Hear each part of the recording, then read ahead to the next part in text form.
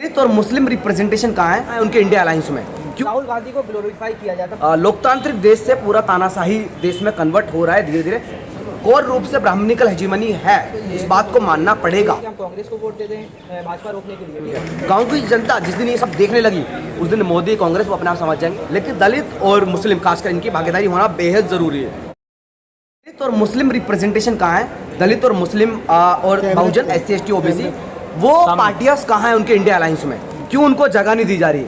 क्यों आप लोग देखो, एक बात तो है, चंद्रशेखर आज़ाद जी एक मुखर चेहरा है इस बहुजन पॉलिटिक्स का, उसके बावजूद भी क्यों उनको जगह नहीं मिल रही? ये सवाल है, सीधी बात है। इस सवाल के साथ साथ इसका जवाब भी दे दूं, क्योंकि मैं बता दूं, क्योंकि कांग्रेस नहीं चाहती या ऐसा कोई अलायंस नहीं चाहता कि दलित मुस्लिम बहुजन लोग अपनी लड़ाई लड़ते हुए अपनी लड़ाई लड़ने के बाद संसदीय पार्लियामेंट में जाकर अपनी आवाज़ बुलंद करें।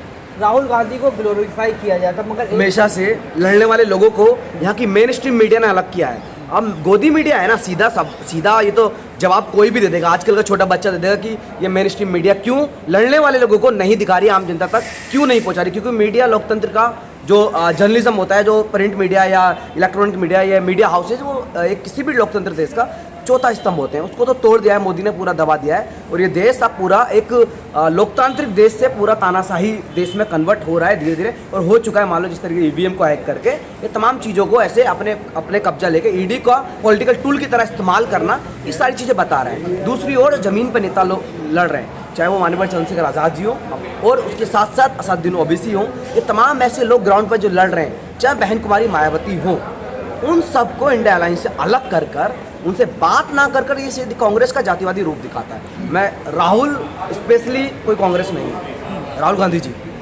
कांग्रेस एक पूरी पॉलिटिकल पार्टी है जिसमें कोर रूप से ब्राह्मणिकल हेजीमनी है, इस बात को मानना पड़ेगा।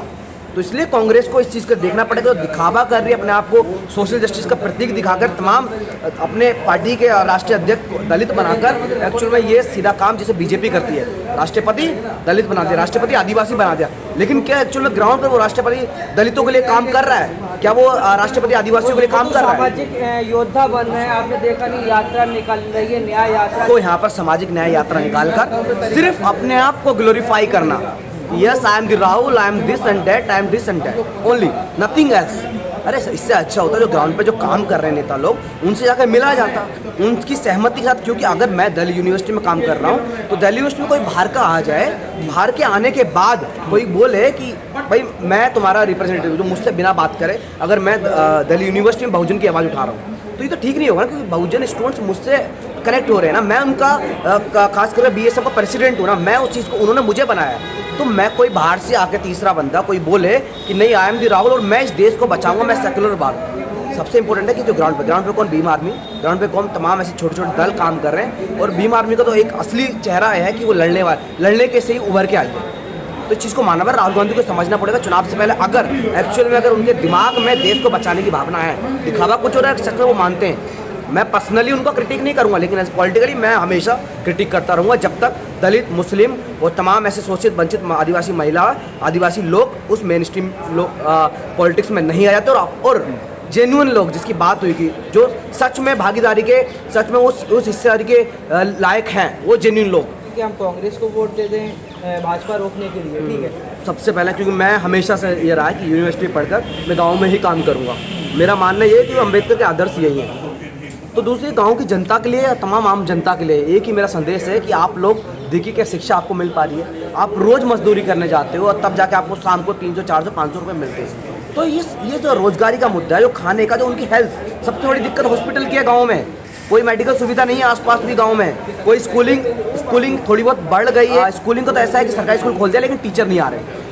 शिक्षा, रोजगार, मेडिकल हेल्थ, ये सारी चीज़ें जो हैं, ये गांव के लिए मेन या आम जनता के लिए सबसे प्राइमरी काम है। इन चीज़ पे काम हो रहा है या नहीं, ये देखना बेहद ज़रूरी है। गांव की जनता जिस दिन ये सब देखने लगी उस दिन मोदी कांग्रेस वो अपने आप समझ जाएंगे कौन उनका सच में उनके खिलाफ जो शोषण कर रहा है, उसके खिलाफ उनकी साइड से खड़े होकर उन तानाशाहों से लड़ रहा है। जिस दिन वो ये चीज़ समझ गए और जिस दिन ये मेरी बातें समझ गए, तमाम जो हमारे नेता लोग बोलते हैं उनकी बातें समझ गए, तो गांव की जनता अपने आप रेवोल्यूशन ले आई, क्रांति लाएगी और अपने पक्ष की लड़ाई उस पार्लियामेंट तक पहुंचेगी। और पार्लियामेंट से फिर ऐसे कानून पास होंगे जो सच में जनता, आम जनता, गरीबों के पक्ष में आएंगे। दलित और मुस्लिम कम्युनिटी उसके करनी चाहिए। देखो बिना एक 24 अब इसमें बताऊँ क्या करना चाहिए। मेरा मानना है कि अपना तीसरा फ्रंट बनाना चाहिए।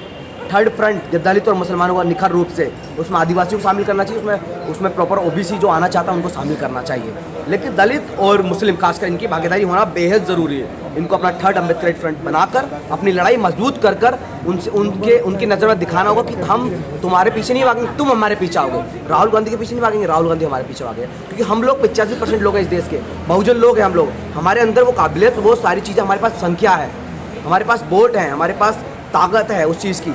हमारे पास रिसोर्सेज नहीं है, उस रिसोर्सेज को कैप्चर करने के लिए इसलिए हमको पॉलिटिक्स में आना है। ये सब लड़ाई धीरे धीरे बढ़ रही है आगे। और किसने कहा दलित और मुस्लिम एक नहीं हो रहे? मैं तो कहता हूँ ये लोग, बीजेपी खुद हम लोगों को मजबूत कर रही है। जब जब हम पर शोषण ज़्यादा करेगी, जब जब हम मुस्लिम और दलितों को एक फ्रेम में लाके मारेगी, तो वो एक फ्रेम और ज़्यादा मजबूत होगा। और दलित और बीजेपी